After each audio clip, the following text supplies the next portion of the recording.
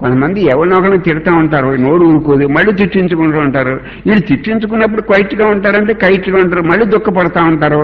అంటే నోరు విషయంలో జాగ్రత్తగా ఉండాలి. మాట విషయంలో జాగ్రత్తగా ఉండాలి.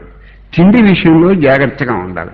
తిండి గురించి కృష్ణుడు ఏమని చెప్పాడంటే, మనం భోజనం చేసినా చేయనట్టుగా ఉండాలి. ఊరికే పుస్తకాలు చదివిస్తే ఆత్మజ్ఞానం వచ్చేది, పుస్తకాలు చదివితే పాండిత్యం వస్తుంది, లేకపోతే ఏదైనా 4 సర్టిఫికెట్లు వస్తాయి, కానీ ఆత్మజ్ఞానం రాదు. ఇప్పుడు మనం భోజనం చేసినప్పుడు భగవంతుడు ఏం చెప్పాడంటే, భోజనం చేయకముందు ఎలా ఉన్నాం, భోజనం చేసి లెగిసినప్పుడు కూడా భోజనం చేసిన తర్వాత కూడా చేయనట్టుగా ఉండాలి, అంత తేలిగ్గా తీసుకోవాలి. నీకు శంకరాచార్య వారు ఏమన్నారంటే, నీకు రోగం వచ్చినప్పుడు మందు ఎలా వాడతావో, నీకు ఏదైనా రోగం వస్తే ముందు నీ ఆకలి అనే రోగానికి సరిపడే ఆహారం తీసుకో, అందుకంటే ఎక్కువ వద్దు.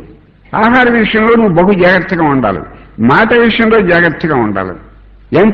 ఎంత తక్కువ మాట్లాడితే అంత మంచిది, ఎంత జాగ్రత్తగా మాట్లాడితే అంత మంచిది. నువ్వు తక్కువ మాట్లాడకూడదు, నీ శక్తి ఖర్చు అవ్వదు. ఎక్కువ మాట్లాడుతుంటే నీ శక్తి ఖర్చు అవుతుంది.